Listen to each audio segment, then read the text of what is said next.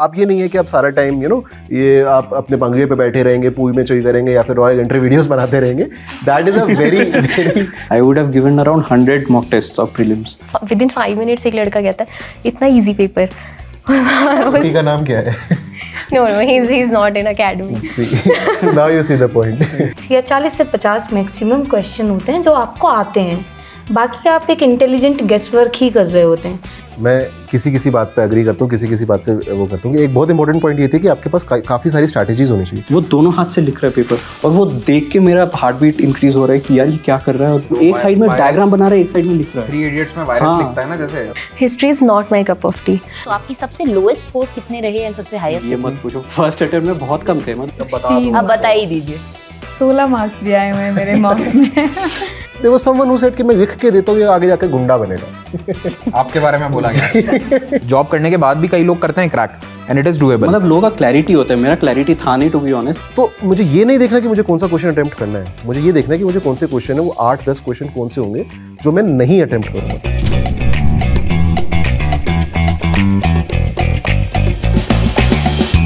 नमस्कार दोस्तों, स्वागत है आप सभी का पर्सपेक्टिव बाय अनअकैडमी में. ये एक नया एपिसोड है जिसमें हम आप लोगों के कमेंट्स और फीडबैक को देखते हुए आप लोगों के सामने एक नया पैनल लेकर आए हैं जिसमें आईएएस 2022 बैच के ऑफिसर्स हैं. ये सभी वो ऑफिसर्स हैं जिन्होंने रिसेंटली यूपीएससी एग्जाम को क्रैक किया है. तो हमने इससे पिछले एपिसोड्स में आपसे मिलाया था कई एक्सपीरियंस ब्यूरोक्रेट से, और आज हम बिल्कुल फ्रेश अभी जो एकेडमी में हैं ऐसे ऑफिसर से आपको मुखातिब करवाएंगे. तो आज हमारे साथ इस पैनल में शामिल हैं miss Sulochana ji, then we have with us mister Samyak, then miss Dipesh and finally mister Abhijeet. इसके अलावा हमारे साथ हैं अनअकैडमी की टीम से मिस फियोना. आप में से कई लोगों ने इन्हें इंटरव्यूज़ लेते हुए पहले भी देखा होगा, तो आज ये भी हमारे साथ इस सेशन में ज्वाइन करेंगी. और आप लोगों के जो सवाल हैं वो इन्होंने सारे पढ़े हैं, ये आप लोगों को उन सवालों को बाकी सबसे पूछेंगे.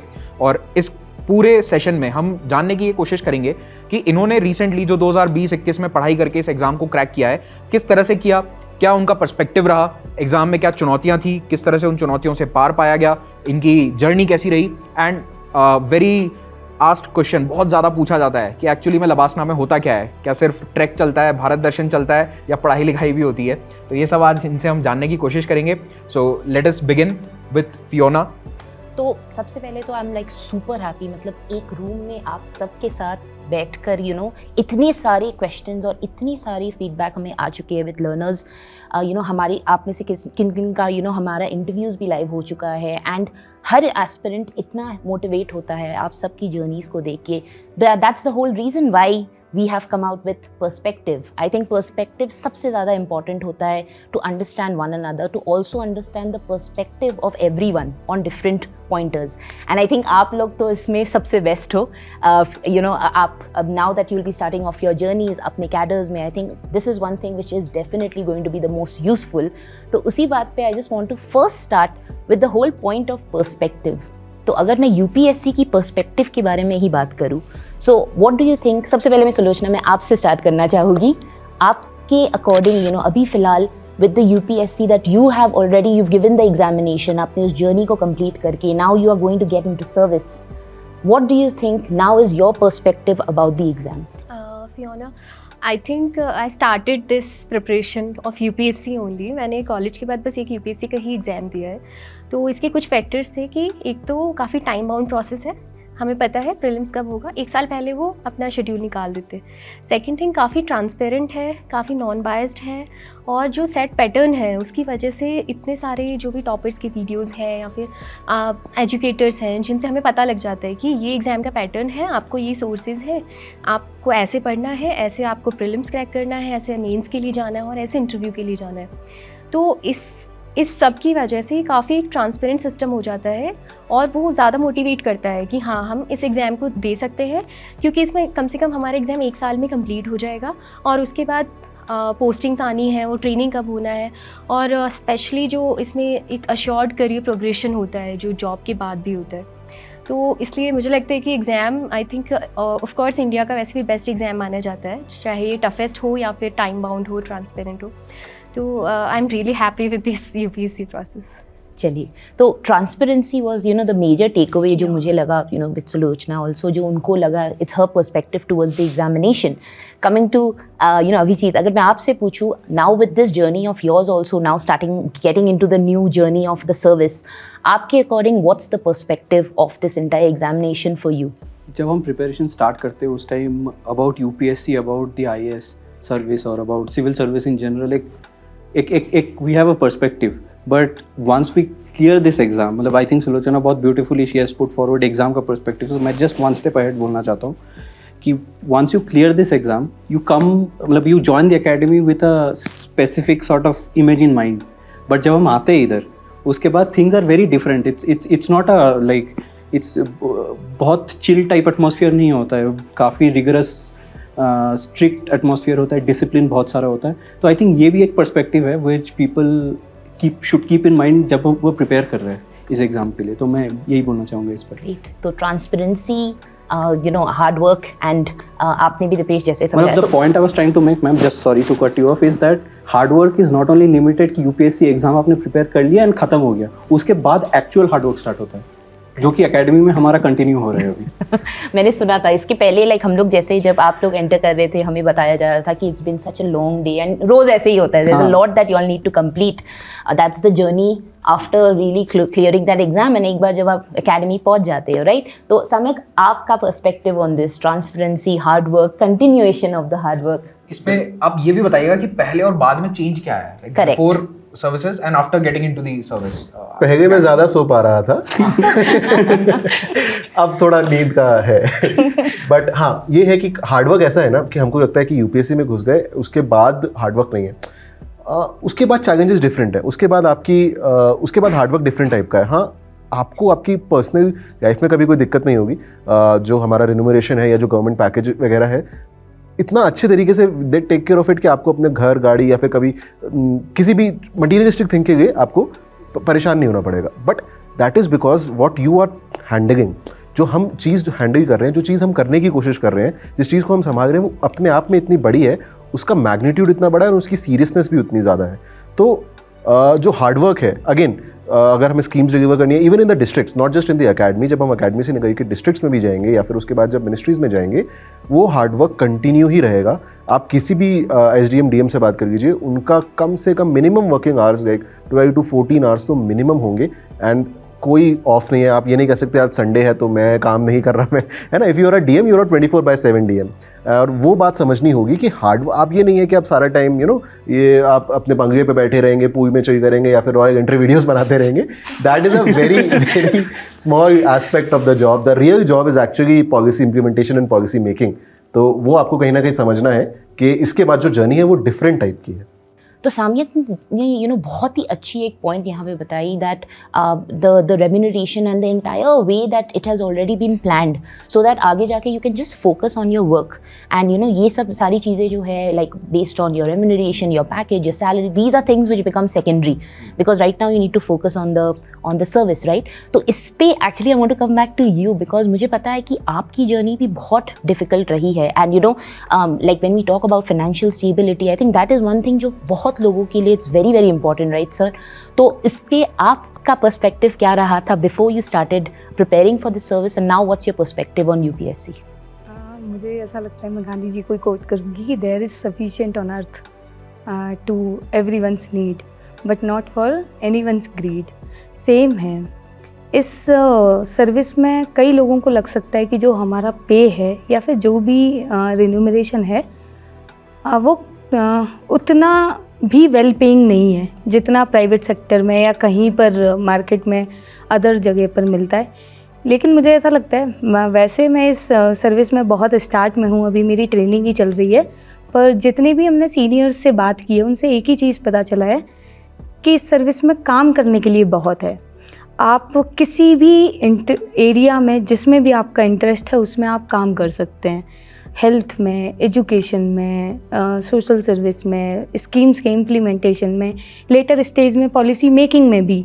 तो उससे जो सेटिस्फेक्शन मिलेगा कि हाँ आपने कुछ इम्पेक्ट किया, मैं ये नहीं कह रही हूँ कि देश पे इम्पेक्ट किया या ज़िले में इम्पेक्ट किया, कुछ लोगों की लाइफ में इम्पेक्ट किया, वो सेटिस्फेक्शन कहीं ना कहीं मॉनेटरी वैल्यू से भी बहुत ज़्यादा हो जाता है.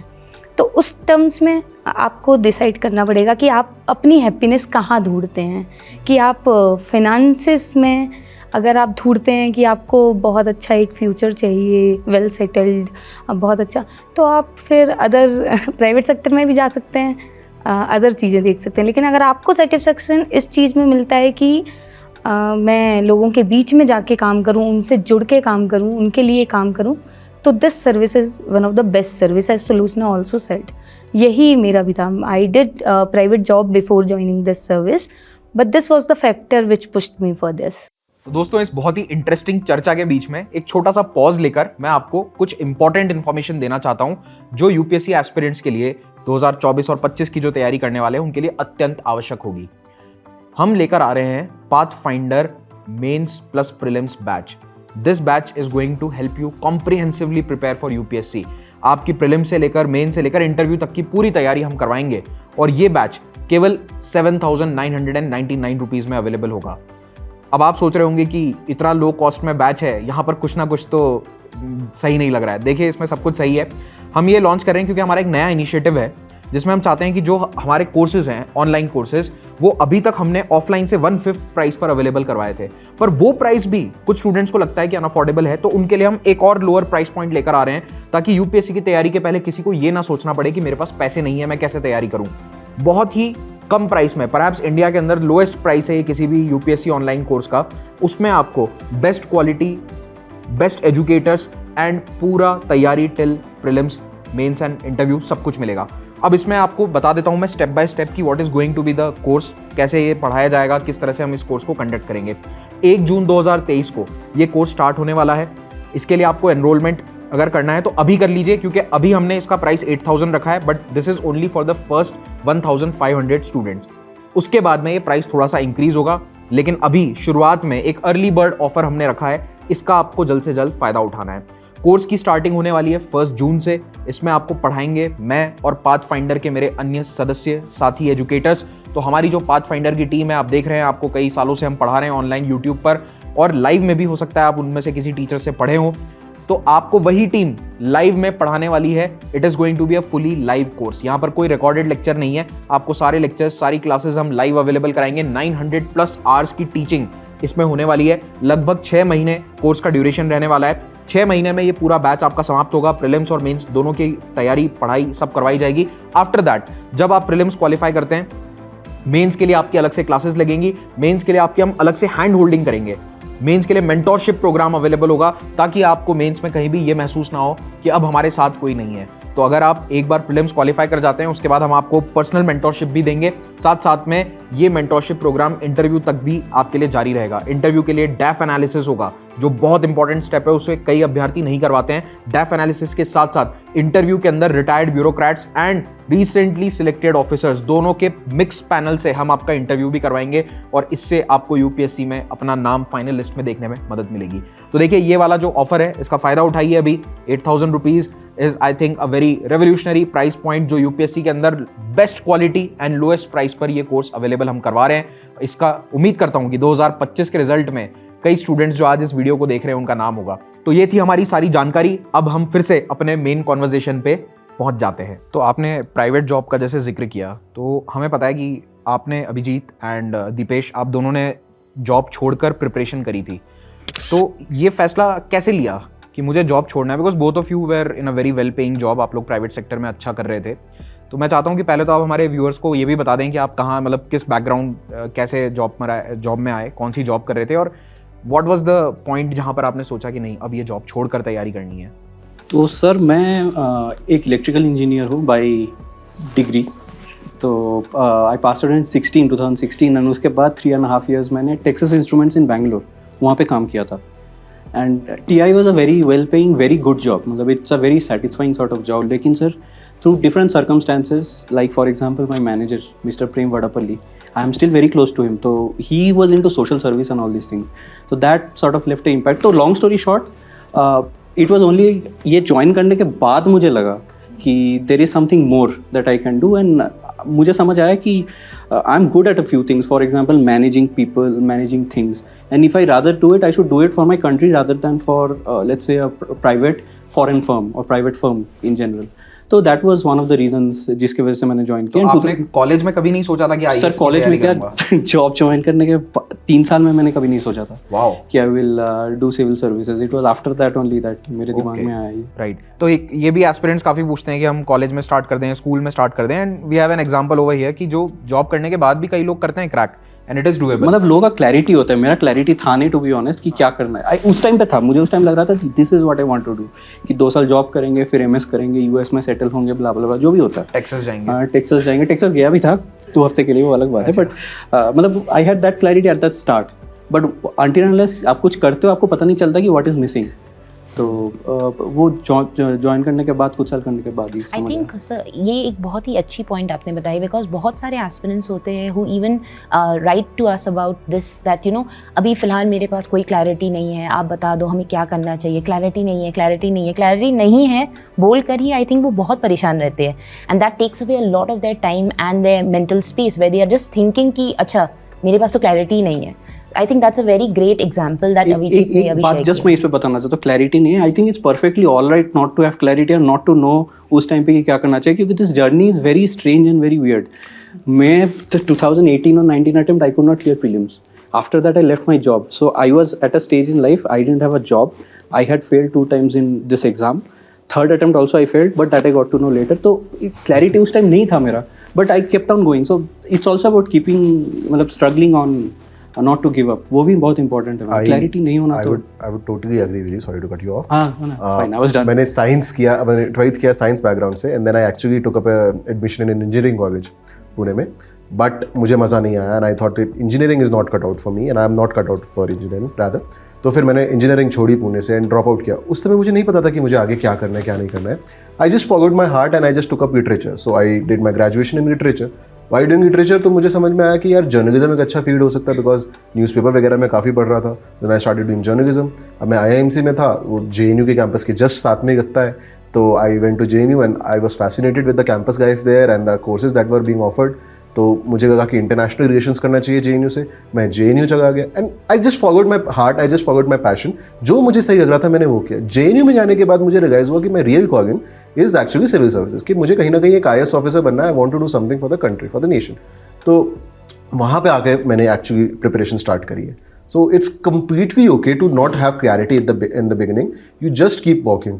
ठीक है, कभी कभी नज़र नहीं आएगा आपको सामने कि क्या है आपकी डेस्टिनी में, but if you keep walking कभी ना कभी आपको आपकी मंजिल जरूर मिल जाएगी। सही बात। तो आपसे एक जो पॉइंट रह गया कि जॉब छोड़ा कब और कैसे? सर मैं 2020 मार्च 15th में जॉब छोड़ा, 11th was the last Friday working day 2020, 14 days before lockdown. 14 days before lockdown. Yeah. So I left my job, I came home on 15th of March and then Modi ji declared lockdown just a week later. तो आपको पहले से पता था कि lockdown आने वाला है, घर बैठ के पढ़ नहीं लूंगा? Sir, of course not, but I mean it was a, मतलब कोविड का जो इम्पैक्ट है, I was sort of immune to it because मैं घर पे प्रिपरेशन कर रहा था।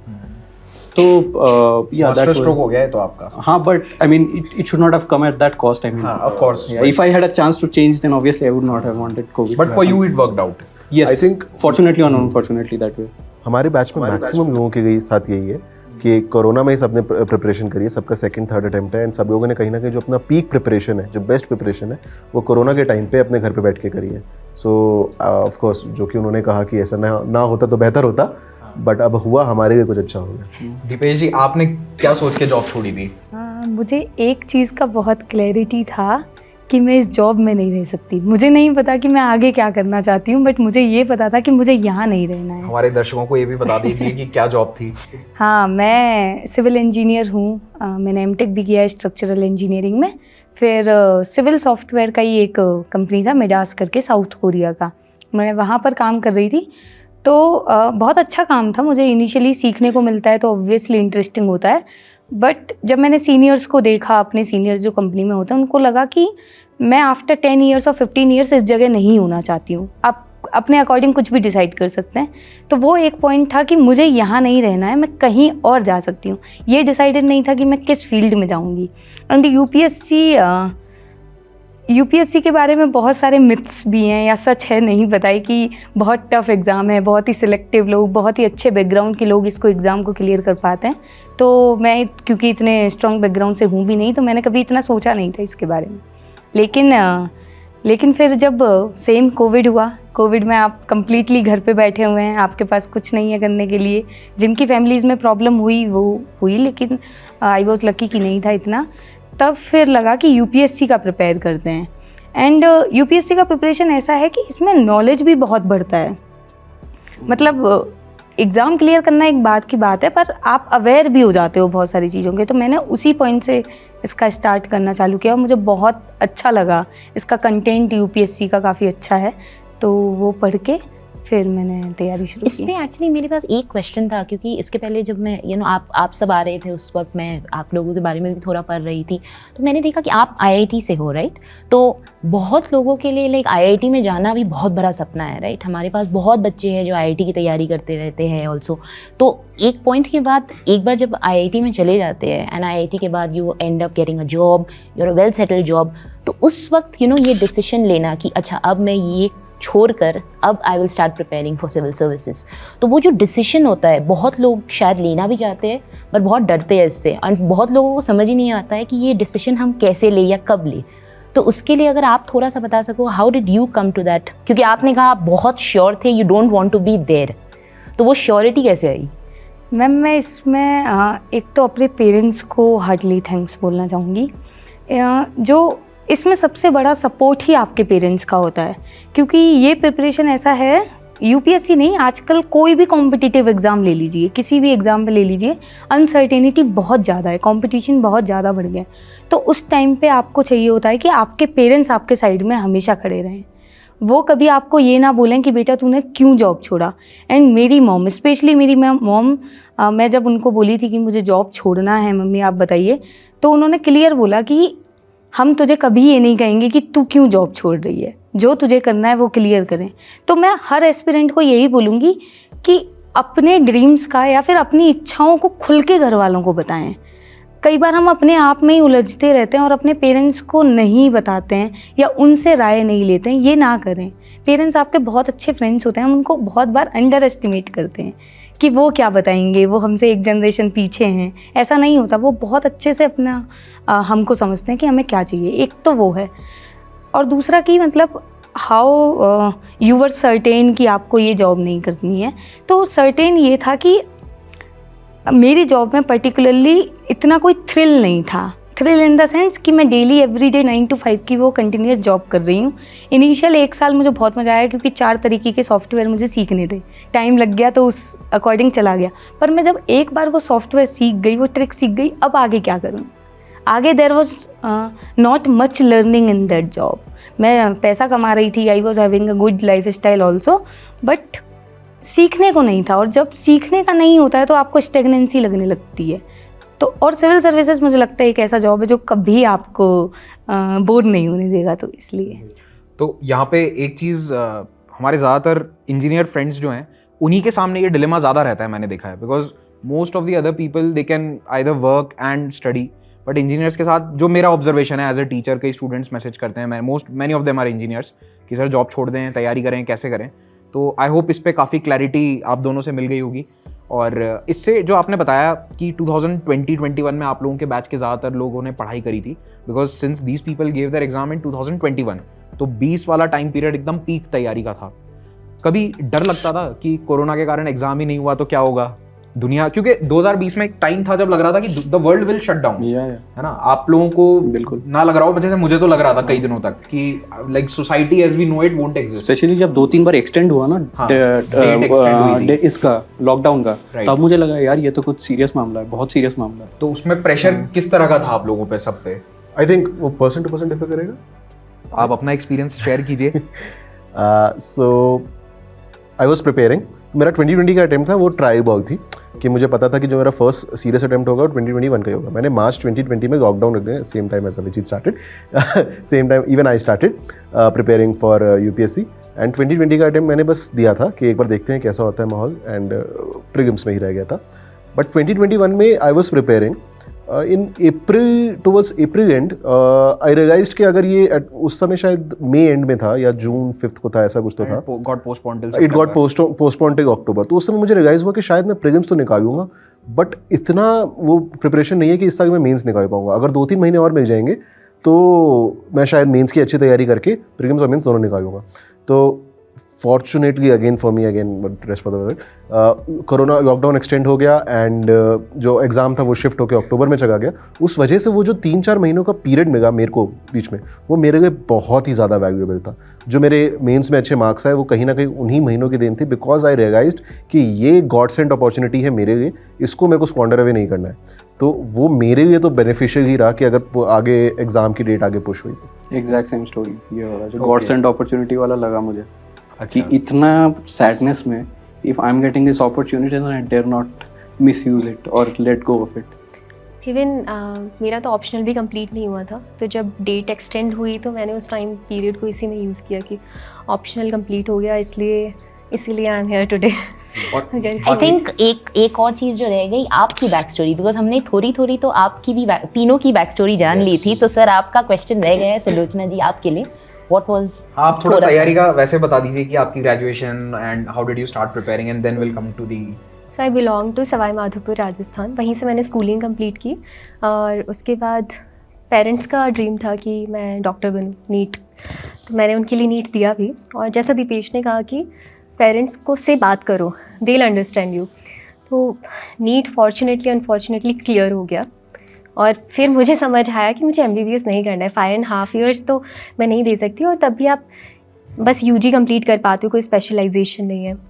फिर मैंने पापा से शेयर किया, चाचा हम जॉइंट फैमिली में, तो स्टार्टिंग में उन्हें काफ़ी लगा कि बहुत हेजिटेशन था क्योंकि UPSC बहुत अनसर्टेन है। उन्होंने कहा एक बार मेडिकल लाइन में कर लो तुम, MBBS के बाद दे लेना, ताकि तुम्हारा यहाँ पे करियर श्योर हो जाए कि तुम्हारे पास डिग्री है।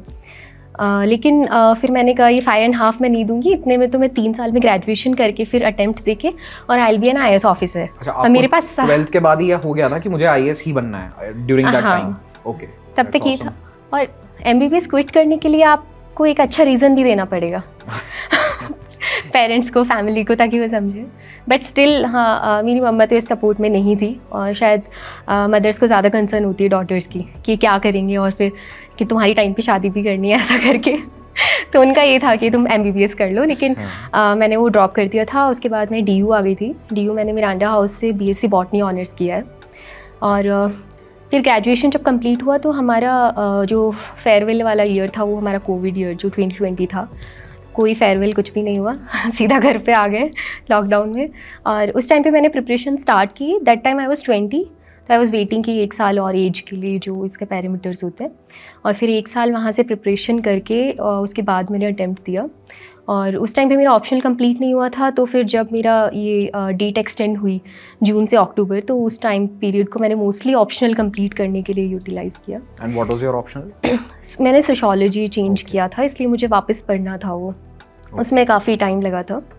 और एक और पॉइंट कि कोविड फर्स्ट वेव तो काफ़ी नॉर्मल स्मूथ रहा था मेरे लिए, क्योंकि कॉलेज से आके घर पे रहने का टाइम मिल रहा है, सब सिबलिंग्स एक साथ थे, तो वो बहुत अच्छा टाइम जा रहा था। और जो फैमिली में या आसपास रिलेटिव्स में कोई ऐसे इन्फेक्ट भी नहीं हुआ था, तो कि आप इस बारे में ऐसे सैड हो। लेकिन कोविड सेकेंड वेव जो थी, आई थिंक दैट वाज हॉरिबल। मेरे पेरेंट्स दोनों उससे इन्फेक्ट थे। मेरी सिस्टर को हो गया था, फिर मेरे भाई को भी हो गया था। तो बस मुझे नहीं हुआ था, मैं ऊपर वाले फ्लोर पे अकेले रहती थी। वो सोच रहे थे कि तुम अपनी पढ़ाई करो, तुम्हें भी ना हो जाए, तो उन्होंने बिल्कुल सेपरेट ऐसा रखा हुआ था। मेरी सिस्टर मुझे खाना देने आती थी, पहले प्लेट को सैनिटाइज़ करती थी, हाथों को सैनिटाइज़ करती थी, गेट को सैनिटाइज़ करके फिर ओपन करती थी। तो उस टाइम मुझे लगता था कि मतलब क्या पॉइंट है इतनी मेहनत करने का अगर मेरी फैमिली को कुछ हो गया। और उस टाइम पे बहुत इंसिडेंट्स मैंने सुने कि किसी फ्रेंड के ताऊजी को उनकी डेथ हो गई, ऐसा कुछ हो गया। उस टाइम पे मुझे लग रहा था कि पता नहीं ये करना भी है या नहीं करना है, लाइफ का पॉइंट क्या है, इस लाइफ का पॉइंट क्या है अगर आपकी फैमिली नहीं होगी, आपके लव्ड वंस होंगे। लेकिन फिर मम्मी की तबीयत ज़्यादा ख़राब हो गई थी, लेकिन जब फिर वो ठीक हो गए तो उसके बाद वापस बैक टू ट्रैक की ठीक है यही करना है। और उस टाइम पे एक हमारे रिलेटिव थे, तो वो बताते थे हमें, जैसे वो IAS थे तो वो दिल्ली में पोस्टेड थे उस टाइम पे, तो वो बताते थे जो माइग्रेंट्स वाला पूरा क्राइसिस था वो लोग कैसे हैंडल कर रहे हैं। 4 बजे तक वो उठे हुए हैं, वहाँ पे वो सप्लाई वगैरह जो करनी है उनको, फूड ग्रेन्स वगैरह। तो उससे मुझे उस टाइम पे इंस्पिरेशन मिली थी कि IAS का रोल यहाँ पे ज़्यादा इंपॉर्टेंट है। जब क्राइसिस वाली सिचुएशन होगी तब हम ज़्यादा कुछ कर सकते हैं लोगों के लिए। और फिर उसके बाद वही जर्नी मैंने स्टार्ट कर दी और आई थिंक मेरे लिए स्मूथ रहा फर्स्ट अटेम्प्ट में, क्योंकि प्री हो गया, मेंस हो गया, इंटरव्यू हो गया। तो आप 2020 की ग्रेजुएट हैं, 2021 में आपने एग्जाम दिया और 22 में you got selected, so you must be probably one of the youngest IAS officers according to me. I don't know मतलब रिकॉर्ड कहीं पे है या नहीं है, आपको पता होगा अगर रिकॉर्ड है। ऐसा कोई रिकॉर्ड नहीं है, लेकिन आई थिंक हमारे बैच में है एक, there is one guy, he is 2 days younger than me. ऐसा है हमारे बैच। 2 दिन से चूक गए आप record. So you are the second youngest. Female. So I am youngest female IAS officer of my batch. And what about like overall? I think probably आप जैसे पिछले 10, 20, 30 सालों में भी youngest ही हो गए आप। Yeah, I think even Tina Davi got selected at 22. तो काफ़ी मतलब जिनके फर्स्ट अटेम्प्ट में हुआ है वो, और कॉलेज स्पेशली जो DU स्टूडेंट्स होते हैं वो तो ग्रेजुएशन के बाद स्टार्ट कर देते हैं। DU में काफ़ी माहौल है, मेरी पर्सनैलिटी 50% शेप हुई है तो DU से हुई है, और सिविल सर्विसेज का भी काफ़ी अच्छा माहौल है वहाँ पे। चाहे आपका रूममेट होगा, आपके आसपास रूम्स वाले, everyone is thinking about UPSC, चाहे वो बाद में दें या ना दें, उस टाइम पे सब UPSC का सोच रहे हैं। तो गाइज अगर इस इंटरव्यू को कोई 15, 20 साल, 25 साल बाद देख रहा है तो हो सकता है कि ये हमारी कैबिनेट सेक्रेटरी हों इस प्रदेश की, है ना, तो इस इंटरव्यू में देख लीजिएगा इन्हें। पुराना इंटरव्यू नहीं होता है, बहुत सारे पुराने इस तरह के अखबार के इंटरव्यूज़ वगैरह जो होते हैं लोग संभाल के रखते हैं, तो अब वो न्यूज़पेपर नहीं है, वो सब यूट्यूब पे शिफ्ट हो चुका है। तो चलिए, मतलब कोविड में आप लोगों ने सबने काफ़ी प्रेशर का भी सामना किया, but as you guys said कि it was a golden period for someone who wanted to study. तो जिसको पढ़ना था वो 5-6 महीने अंदर बंद होकर अच्छे से पढ़ सकता था, एंड ऑफ कोर्स ऑनलाइन हम लोग पढ़ा ही रहे थे, तो कहीं ऐसी तो कमी थी नहीं कि आपके पास सोर्सेज नहीं है, रिसोर्सेज नहीं है। So even I took a lot of classes during the lockdown period, और बहुत अच्छा स्टूडेंट से रिस्पांस आता था। कई स्टूडेंट्स मैसेज करते थे कि सर चिंता में है, ये है। अब मैं खुद चिंता में था, पर मैं उन्हें मोटिवेट कर देता था कि नहीं अरे एग्जाम हो रहा है, 3 महीने एक्स्ट्रा मिल गए हैं, गोल्डन पीरियड। मैंने एक ऐसा वीडियो बना दिया था कि golden period for an IAS officer. 2022 Jain में जब 2021 वाला मेंस होने वाला था, जस्ट 2 दिन पहले कुछ कोविड का कोई एक वेव आया था, और ये था कि एग्जाम कैंसिल या फिर पोस्टपोन होने वाला है, जो तहलका मची थी उस time online. I remember that 7th of January से हमारा फर्स्ट मेंस था, and till 5th 6th of January कुछ तो एक सुप्रीम कोर्ट में केस चला गया था, waiting for the verdict. There was a point, एक आपका कल अगले दिन एग्जाम है, बट 6th of January तक यू आर वेटिंग कि शायद कैंसिल हो सकता है। That was the level of uncertainty. पता है, मुझे कहीं ना कहीं लगता है कि ये जो चीज़ें होता है ना यूपीएससी का अनसर्टेनिटी, ये भी एक टेस्ट है सब हमारे लिए कि are we able to stay calm in that uncertain moment और नॉट, क्योंकि the people who luckily kept calm they had an advantage. मुझे लगता है ये भी एक टेस्ट है। I think I have a question इस पे, जैसे कि सामयिक आपने भी मेंशन किया कि पर्सनालिटी के बारे में, and you also mention that it was a test and it is also very important that if people are calm at that time. So according to each of you, मैं आप सबसे जानना चाहूँगी, अब आप लोगों को क्या लगता है, like apart from you, what is that personality जो आपको लगता है is a true personality for like a civil servant, or maybe the characteristics or qualities जो एक अच्छे civil servant में आगे जाके होनी चाहिए या होनी चाहिए स्टार्टिंग से, क्योंकि ऐसे बहुत लोग होते हैं जो ये भी क्वेश्चन करते हैं that is IAS or is the civil services the right service for me? So if I had to make a decision today, like if there's a young aspirant जो ये सोच रहा है, so because we know कि अभी जैसे कि sir आप लास्ट एपिसोड में you all were discussing also, आजकल 5-6 क्लास 5-6 से ही बच्चे आप लोगों को मैसेज कर रहे हैं, तो based on that I just want to understand आप लोगों से भी कि अगर aspirants जो अभी आप लोगों को देख रहे हैं, what would you all suggest, what are some qualities which are definitely very important for civil servants? First thing, everyone should understand that civil service is kind of another job also. So qualities जो normal एक आपको daily का task अच्छा करने के लिए जो आपको क्वालिटी चाहिए, वही यहाँ पर भी चाहिए कि बिना सोचे समझे कोई डिसीजन ना ले। पहली बात वो आपको डेली लाइफ में भी चाहिए, वो यहाँ पर भी चाहिए। यहाँ पर फ़र्क इतना है कि जब आप पर्सनल कैपेसिटी में डिसीजन ले रहे हैं वो आपको इम्पेक्ट करेगा, लेकिन ये वाला डिसीजन एक बिगर लेवल पे इम्पेक्ट करेगा। तो ये होना चाहिए कि डिसीजन लेने से पहले एक बार सोच लें। सेकंड है कि आप किसी भी सिचुएशन में बेफल ना हो जाएं, बैठें शांति से और सोचें कि मैं क्या कर सकता हूँ। डोंट बी कि अब क्या होगा, ये वाला नहीं, क्योंकि जब हम डिस्ट्रिक्ट में रहेंगे, SDM, DM या फिर कभी सेक्रेटरी या जो भी रहेंगे, उस टाइम पे अनेकों तरह की सिचुएशन आएंगी, और ऐसी सिचुएशन भी आएंगी जो बिल्कुल न्यू होंगी, और उस टाइम पे सब लोग आपकी तरफ देख रहे होंगे कि आप कोई डिसीजन लें। तो उस टाइम पे अगर आप ही परेशान हो गए तो आपका जो टीम है वो कैसे काम करेगी उस सिचुएशन में। तो आपको बहुत शांत रह के अपने दिमाग का इस्तेमाल करके उस टाइम पे को हैंडल करना है ताकि आपकी टीम भी मोटिवेटेड रहे। दूसरा ही, तीसरा बेसिक क्वालिटीज़ जो ह्यूमन बीइंग में होनी चाहिए कि ऑनेस्टी, कि ना इस सर्विस में लोगों ने बहुत ज़्यादा ट्रस्ट डाला हुआ है। मतलब आप देखिए कि कोई भी किसी को भी आपके सब डिवीज़न में अगर प्रॉब्लम है तो पीपल विल सजेस्ट कि आप एसडीएम के पास जाइए आपकी प्रॉब्लम को लेके, वहाँ से आपको कोई ना कोई सोल्यूशन निकलेगा। तो लोग आप में बहुत ट्रस्ट कर रहे हैं। तो उस ट्रस्ट को आप कैसे मेंटेन कर सकते हैं? अगर आपके अंदर बेसिक क्वालिटीज़ हैं जैसे कि ऑनेस्टी, आप किसी के साथ बुरा नहीं करेंगे। दूसरा सेंसिटिविटी, ऐसा ना हो कुछ सालों बाद कि आपको पता ही नहीं है कि धरातल पर हो क्या रहा है। आप अपने में इतने ज़्यादा इंडल्ज हो गए हैं कि दूसरों की समस्या ही नहीं लग रही है, वो नहीं हो। इसके लिए ही हम करंट अफेयर्स भी पढ़ते हैं, न्यूज़पेपर भी पढ़ते हैं, ताकि हमें पता चले कि लोग किस किस फेज से गुजरते हैं। मुझे लगता है यही क्वालिटीज़ हैं। बाकी हार्ड वर्क तो ये सर्विस आपसे करा ही लेगी एनीवे, उसका कोई सोने तो नहीं देगी, ये तो सम्यक जी ने पहले बोल ही दिया था। तो सम्यक जी, आपके अकॉर्डिंग क्या होगा? मेरी बात को अन्यथा ना लिया जाए, थिक स्किन्ड। हमको एक क्लास में उन्होंने बताया था कि आप गदाधारी भीम हैं और आपको बस वो होता है ना महाभारत में, शांत गदाधारी भीम शांत। तो they will be a lot of moments, they will be lot of times, बहुत बार आपके जब स्पेशली जब आप फील्ड में होंगे ऐसे मोमेंट्स आएंगे जब आप क्राउड फेस कर रहे होंगे या फिर कुछ और फेस कर रहे होंगे, कोई बड़ा काम फेस कर रहे होंगे, मैग्नीट्यूड थोड़ा ज़्यादा होगा, आपके पास प्रेशर बहुत ऊपर होगा। कोई सपोज प्राइम मिनिस्टर की विजिट हो रही है, किसी बड़े मिनिस्टर की विजिट हो रही है आपके डिस्ट्रिक्ट में, कोई दंगा हुआ है, कोई आपदा आई है, उस टाइप की कोई दिक्कत आई है, आपको गुस्सा आ सकता है। लोग भी हो सकते हैं जो आपको प्रोवोक करें आपसे रिएक्शन करने के लिए और गुस्से में आपसे गलत काम कराने के लिए। So at that point of time वो जो होता है ना शांत दिमाग, जो कि who can separate the husk from the chaff, तो बेसिकली जो कि प्रोवोक ना हो उतनी आसानी से, जो कि सही डिसीजन ले सके, धैर्य रखे, वो जो होता है ना सिद्ध पुरुष जिसे कहते हैं, शास्त्रों में कहा गया है, कहीं ना कहीं वो सिद्धि चाहिए सर्विस में आगे एक्सेल करने के लिए, शांत दिमाग। तो मेरे ख्याल से फील्ड में जाने के बाद फॉर एन IAS ऑफिसर सबसे ज़्यादा ज़रूरी वही होता है, टू बी थिक स्किन्ड, कि इतनी आसानी से लोगों के कमेंट्स, इतनी आसानी से लोगों के वो अपने दिल पे ना उतारे। जस्ट बिलीव इन योरसेल्फ कि जो आप जो काम कर रहे हैं वो कहीं ना कहीं सही है, जो आप अपने विवेक का इस्तेमाल करके जो आप अपना डिसीजन लेंगे वो कहीं ना कहीं सही ही होगा।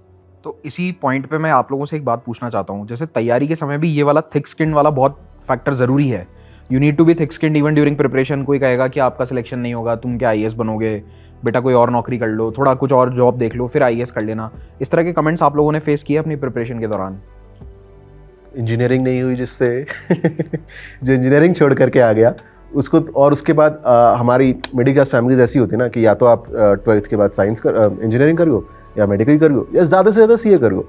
अगर आप ह्यूमैनिटीज़ कर रहे हो, आप ह्यूमैनिटीज़ बैकग्राउंड में जा रहे हो, middle class India, in urban middle class India, आपको समझा जाता है कि waste of parents money, waste of time, डूब गई है इन्वेस्टमेंट इसके माँ बाप की, पढ़ने में होशियार नहीं होगा इसीलिए हाँ पढ़ने कि ये तो डूब गया, जैन साहब आपका ये बेटा तो डूब गया। तो अगेन JNU में फिर लिटरेचर कर रहे हो तो क्या ही करो, फिर मैं IIM गया, अरे जर्नलिस्ट तो पत्रकार तो इस देश में सारे बिके हुए हैं, वी हैव सेवरल एग्जाम्पल, तो क्या ही करोगे तुम तो टीवी पे बैठ के चल जाओगे, सब बिक चुके हो। ये JNU में तो टुकड़े टुकड़े गैंग हो, तुम्हें तो क्या ही आता है। So people will always find stones to throw at you, no matter what you're doing. JNU is it is literally the second best university in this country according to government rankings.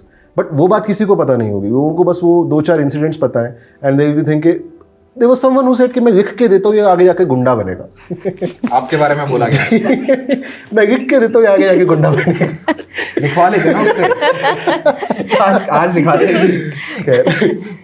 I hope सारे aspirants हमारे सुन रहे हैं। ऐसे लोग अब आजकल मुंह छुपाते हैं, घर भगाने से डरते हैं कि आ गए तो पता नहीं कौन से कमरे में जाके छुपेंगे। एनीवेज, तो ये है। और फिर जब आप उनको अपने कर्मों से, अपने कामों से जवाब देते हैं तो कहीं ना कहीं चुप हो जाते हैं। You have to head down करो और काम करो, बस यही बात है। क्योंकि बहुत से एस्पिरेंट्स यही हमें मैसेज करते हैं, जैसे एज अ टीचर उनके मैसेजेस जब मैं पढ़ता हूँ कि सर पापा कह रहे हैं कुछ ये कर लो, काम कर लो, बिजनेस कर लो, दुकान पे बैठ जाओ, मतलब do something else, don't prepare full time. बहुत प्रेशर है इस चीज़ का आजकल स्टूडेंट्स पे, और मेनली माँ बाप का भी प्रेशर गलत नहीं है, मैं इसलिए कहना चाह रहा हूँ क्योंकि एग्जाम्स बहुत सारे डिले हो रहे हैं अपार्ट फ्रॉम UPSC। जितने भी एग्जाम है उसमें कहीं ना कहीं 2, 4, 5 महीने का, 6 महीने का, सालों का भी डिले हो रहा है, तो इसीलिए पेरेंट्स भी थोड़े से डर गए हैं। तो ऐसे एस्पिरेंट्स के लिए आप लोग कुछ कहना चाहेंगे? किसके? पेरेंट्स के लिए ना? Parents, students, both. हाँ, पेरेंट्स को ये है कि आप अपने बच्चे पे विश्वास रखिए। अगर वो सही पाथ पे जा रहा है, अगर वो डेडिकेटेड है तो ट्रस्ट मी, अगर वो काबिल है या वो डेडिकेटेड है तो ट्रस्ट मी, यूपीएससी नहीं, वरना नहीं, कहीं ना कहीं तो कर ही रहेगा। पॉइंट इस कि आप किसी एक पर्टिकुलर एग्जाम, किसी एक पर्टिकुलर डिग्री या किसी एक पर्टिकुलर मानक के पीछे मत दौड़िए। अपने बेटे को, अपने बच्चों को उसके तरफ मत दौड़ाइए। उनको अपना, let them follow their heart, let them follow their passion. अगर वो किसी चीज़ को लेकर के पैशनेट हैं तो आज नहीं तो कल, नहीं तो मैक्सिमम परसों दे विल, वो होता है ना 3 इडियट्स का डायलॉग कि सक्सेस के पीछे मत भागो, कामयाबी के पीछे मत भागो, आप अपने आप को काबिल बनाओ, सक्सेस झक मार के पीछे आएगी। तो पेरेंट्स के लिए सबसे बड़ा मेरा सीख वही है कि let your children do what they really want to do. और स्टूडेंट्स के लिए ये है कि let not the external factors impact you. बहुत सारी चीज़ें हो सकती हैं, हो सकता है एग्जाम टाइम पे ना हो सकता है जिस दिन एग्जाम हो उस दिन बारिश हो जाए, एग्जामिनेशन और टाइम पे ना पहुंच पाओ, या कुछ और हो जाए, हो सकता है जब आप एग्जाम लिख रहे हो लाइट चली जाए, हो सकता है उससे 2 दिन पहले आपको लूज मोशन लग जाए, पढ़ाई ना कर पाओ, कुछ भी हो सकता है। देखो आपके हाथ में एक्सटर्नल फैक्टर्स नहीं, हो सकता है सरकार का कोई यूपीएससी ही लेना बंद, कैंसिल कर दे। अभी बात चल रही है कि 6 महीने का हो जाएगा प्रोसेस, बहुत सब कुछ है, आपके हाथ में नहीं है वो सब कुछ। आपके हाथ में क्या है? आपके हाथ में आपकी पढ़ाई। You control your studies and that is the only thing that you do। मेरे को भी लगता था कि यार अगर ये हो गया तो ये हो जाएगा, ये सारे एक्सटर्नल फैक्टर्स थे, ठीक है। मैंने कभी नहीं सोचा कि मैं क्या कर सकता हूँ इस सिचुएशन में। What I can do, I can just study and that is what I did। आप सिर्फ अपनी पढ़ाई कंट्रोल कर सकते हैं तो सिर्फ आप पढ़ाई करिए, वही टेस्ट है। चलिए, आई थिंक अभी फ़िलहाल हमने बहुत सारी इंटेंस चीज़ें भी डिस्कस कर ली right in the beginning, but हमें ये भी पता है कि y'all are all the new officers जो अब जाने वाले इनटू सर्विस। मगर थोड़े दिन पहले तक ही आप भी एस्पिरेंट्स थे, आप जब पढ़ाई कर रहे थे अपना। सो आई एम श्योर हमारे जितने लर्नर्स या एस्पिरेंट्स भी ये देख रहे हैं अभी, आई am sure they will be having a lot of questions right now कि एग्ज़ाम के बारे में तो ज़रूर पूछ लेना हमारे सारे ऑफिसर्स को। तो I just want to briefly touch on that. I do know कि अभी आप लोगों को प्रिपरेशन करके काफ़ी टाइम हुआ होगा, but still I am sure since you all are would be officers now getting into service, तो I just wanted to take थोड़ा सा टाइम इस डिस्कशन में, सॉरी सर, बट थोड़ा सा मुझे एग्ज़ाम के बारे में भी टच करना था। सो सबसे पहले ऑब्वियसली प्रीलिम्स का स्टेज आता है, एंड जैसे कि most of our aspirants end up writing, वही सबसे डिफिकल्ट स्टेज रह जाता है, बिकॉज उसी में बहुत लोग रेस में छूट जाते हैं। तो I just want to understand एक एक करके आप सबके पर्सपेक्टिव या आपके ओपिनियंस अबाउट दिस ऑल्सो, कि प्रीलिम्स आपके लिए कितना मुश्किल या खौफनाक रहा है, and basically what was your prelims preparation, your prelims journey, and prelims में अगर ऐसा कुछ हुआ था which is a very unique incident, कोई ब्रह्मास्त्र था आपके पास प्रीलिम्स जी का, जी, तो वो बता दो। If anything like this definitely हमारे एस्पिरेंट्स सुनना चाहिए। अभिजीत, आप पहले 2 अटेम्प्ट में प्रीलिम्स क्लियर नहीं कर पाया था, तो आई थिंक मैं यहाँ पे मोस्ट क्वालिफाइड हूँ ये आंसर करने के लिए।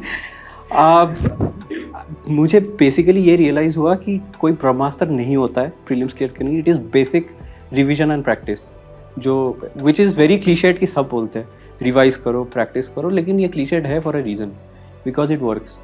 तो long story short, I made good notes, I revised and revised and revised and revised and I practised a lot. I would have given, मेरे 2021 अटेम्प्ट से पहले I would have given around 100 mock tests of prelims and that really helped, क्योंकि ऐसा मतलब मुझे ऐसे लगने लगा था कि द प्रीलिम्स का जो मेन एक्चुअल डे है that is just another exam. और प्रिपरेशन मुझे लगता है कि ऐसा था मेरा कि अगर it is difficult for me then it is difficult for even one of the best candidate. But again ये मेरे लिए अभी बोलना बहुत ईजी है, उस टाइम पे डर तो बहुत लगता है, क्योंकि ये एग्ज़ाम जैसे सब ने बोला इनफैक्ट कि बहुत अनप्रेडिक्टेबल हो रहा है, स्पेसिफिकली प्रीलिम्स सबसे ज़्यादा अनप्रेडिक्टेबल हो रहा है। But again I would come back to it कि that is the test, कि you have to beat that unpredictability, beat that fight in your mind। तो यही बोलना चाहूँगा मैं। चलिए, unpredictability and beat the unpredictability. Dipesh, आप क्या कहोगी? What was prelims for you, and prelims के लिए क्या आपका कोई ब्रह्मास्त्र था? ब्रह्मास्त्र तो ऐसे नहीं होता है, बट अगर प्रैक्टिस को ब्रह्मास्त्र कहते हैं तो वही है। 2 घंटे में आपको 100 क्वेश्चंस सॉल्व करने हैं, और जैसा कि बहुत सारे टॉपर्स बोलते हैं कि उनमें से केवल 30 से 40 या 40 से 50 मैक्सिमम क्वेश्चन होते हैं जो आपको आते हैं। बाकी आप एक इंटेलिजेंट गेस वर्क ही कर रहे होते हैं। वो इंटेलिजेंट गेस वर्क ऐसा नहीं होगा कि आपको उस दिन आ जाएगा अचानक से 2 घंटे में बैठ के, उसका आपको प्रैक्टिस पहले से करना होगा। अब वो आप मॉक टेस्ट पे करिए या प्रीवियस ईयर क्वेश्चंस पे करिए। तो मेरा फोकस था कम्प्लीटली प्रीवियस ईयर क्वेश्चंस पे। तो मैंने प्रीवियस ईयर क्वेश्चंस को अराउंड नहीं तो 10 बार तो किया होगा प्रीलिम्स देने से पहले, ताकि मुझे एक आइडिया लग सके कि यूपीएससी किस माइंडसेट से क्वेश्चन पूछता है। फिर जब मेरी उन पे कमांड हो गई तो मैं मॉक टेस्ट पे गई। अब कई बार क्या होता है कि मॉक टेस्ट बहुत टफ लगने लगते हैं। यूपीएससी का पेपर जो है बहुत रीज़नेबल होता है और कई बार मॉक टेस्ट उतने रीज़नेबल नहीं होते हैं, तो उनमें मार्क्स नहीं आते हैं। तो मैं उसमें ये बोलूँगी कि डोंट गेट डिसहार्टेंड, क्योंकि आप PYQ अच्छे से कर पा रहे हो तो आप ट्रस्ट रखिए कि आप अगले साल का जो प्रीलिम्स होगा उसमें भी आप अच्छा ही कर पाएंगे। बस इतना अपने आप पे कमांड रखिए कि आप 2 घंटे में उन 100 क्वेश्चंस को अच्छे से पूरा दिमाग लगा के कर सकें। ऐसा ना हो कि वहाँ पे आपका टाइम कम पड़ गया, आपने जल्दबाजी में OMR गलत भर दी, आपने जो छोटी छोटी चीज़ें होती हैं, नोट पूछा होता है वो नहीं आपने पढ़ा है, ये सब गलतियाँ मत करिए। तो मतलब जो हम पहले भी बात किए हैं कि दिस एग्ज़ाम जो या फिर पूरा ही जो सर्विस है वो है आपका शांत दिमाग। तो वो शांत दिमाग कैसे आएगा? जब आप घर पे बैठ के प्रैक्टिस कर रहे होंगे।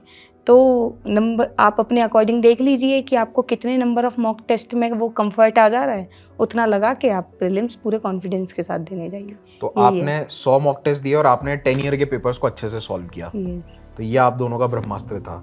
दोस्तों, इस बहुत ही अच्छी और इंटरेस्टिंग चर्चा के बीच में आप लोगों के लिए एक इंपॉर्टेंट मैसेज है जो मैं देना चाहता हूँ। 23 अप्रैल को हमारे द्वारा पाथफाइंडर टीम के द्वारा एक बहुत इंपॉर्टेंट मॉक टेस्ट करवाया जा रहा है। यूपीएससी 2023 के पैटर्न पर हम बिल्कुल GS और CSAT जैसा यूपीएससी करवाती है वैसा ही एक टेस्ट कर रहे हैं जिसका नाम है समुद्र मंथन। अब समुद्र मंथन का मतलब ये है, ये एक ऐसा मंथन था जिसमें किसी को विष मिला, किसी को अमृत। आपको इस मंथन का हिस्सा बनना है और आपके हिस्से क्या आएगा, विष या अमृत, ये तो आपको पेपर सॉल्व करके पता चलेगा। अब ये टेस्ट इंपॉर्टेंट क्यों है? नंबर 1, ये एक ऐसा टेस्ट है जिसमें हजारों अभ्यर्थी देश के शामिल होंगे, प्रोबेबली लाखों, हमें नहीं पता। लेकिन आपको जो सीरियस एस्पिरेंट्स हैं, जो मेरे ख्याल से 20, 30, 40 हज़ार सीरियस एस्पिरेंट होते हैं, अटमोस्ट सीरियस, उनके बीच की जो रैंकिंग है आपको वो अपनी मालूम चल जाएगी। सो गिव दिस टेस्ट, पता करो कि आपकी क्या रैंकिंग है।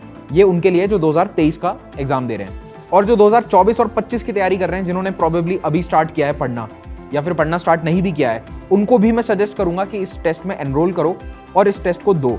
हो सकता है कि आप केवल 10-20 सवाल सही कर पाएं, लेकिन आपको पता तो चलेगा कि यूपीएससी होता कैसा है। आप लोगों ने शायद प्रीवियस ईयर क्वेश्चंस को देखा होगा, लेकिन आपने कभी एक मॉक टेस्ट नहीं दिया है। तो यूपीएससी की सेटिंग में उसी समय पर सुबह और दिन वाले पारी में जो 2 पेपर होते हैं, उस समय में आपको ये पेपर देकर पता चलेगा कि आप कितने पानी में हैं और कितने पानी में नहीं हैं। तो इस टेस्ट के लिए एनरोल कीजिए, लिंक नीचे इसका डिस्क्रिप्शन और पिन कमेंट दोनों में आपको मिल जाएगा। एंड आप लोगों के लिए कुछ अट्रैक्टिव प्राइजेस भी हमने रखे हैं जिन्हें आप जीत सकते हैं अगर आप अच्छी रैंक्स लेकर आते हैं।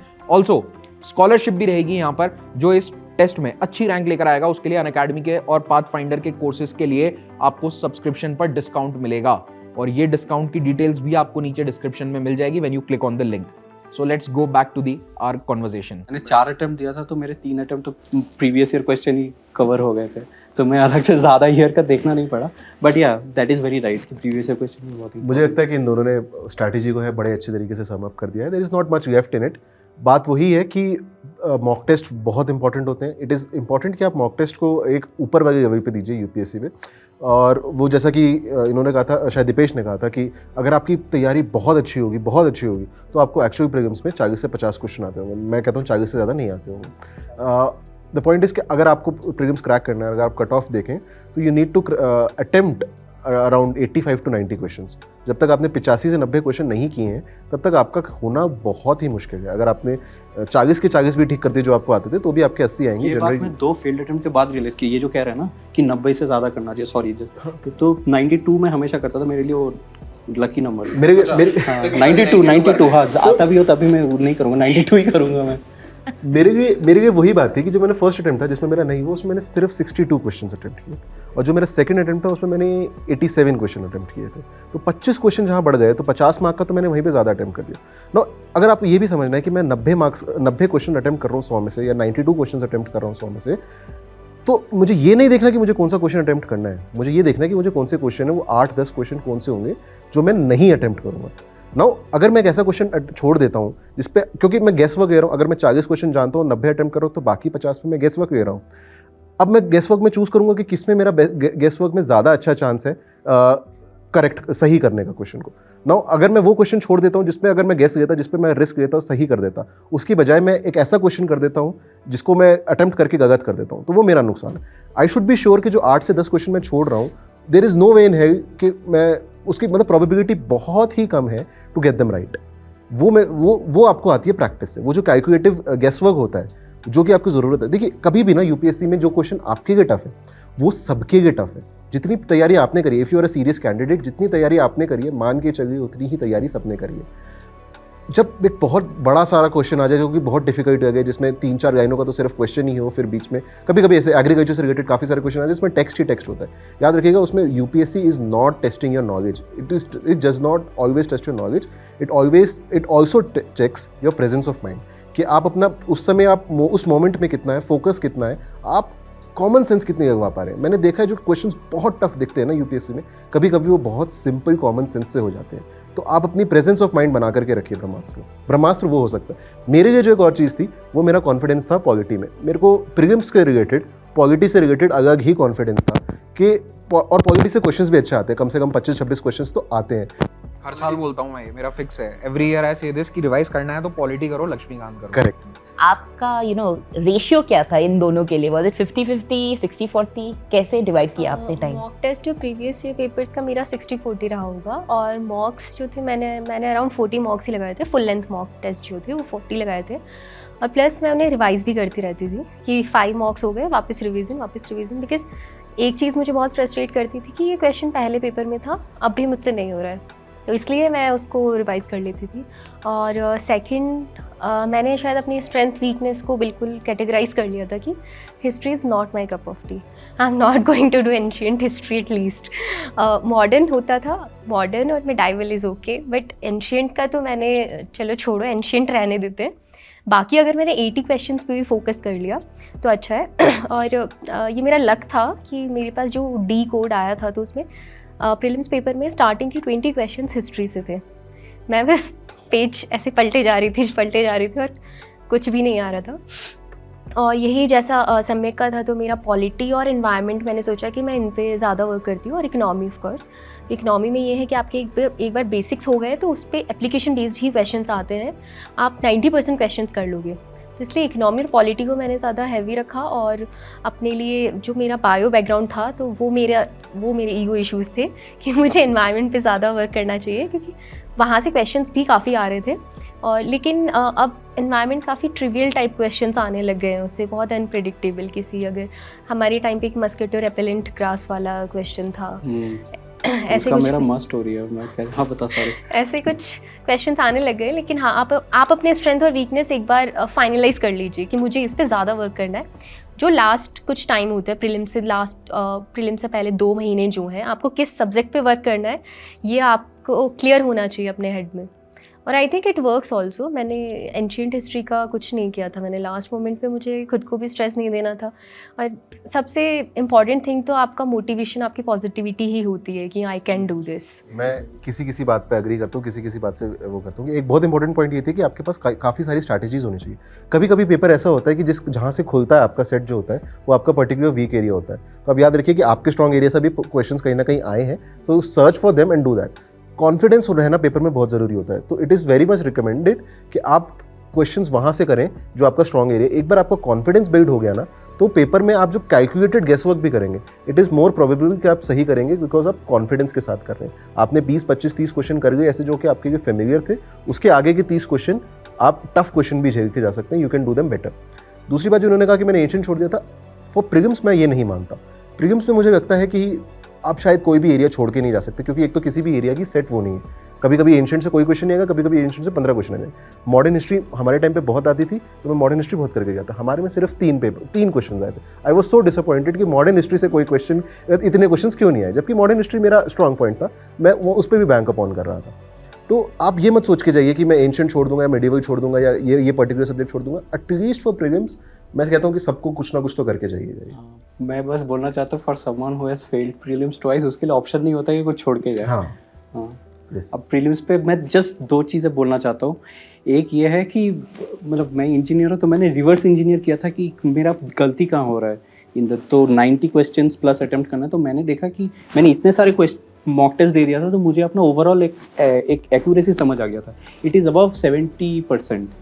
तो इससे मैंने एक चीज़ रियलाइज़ किया कि मान लो मेरे पास 4 क्वेश्चन है, तो 4 क्वेश्चन में जनरली रैंडमली स्पीकिंग 4 क्वेश्चन है, 4 क्वेश्चन में अगर मैं 3 सही किया, 3 गलत किया, 1 सही किया, तब भी आई एम एट नेट 0।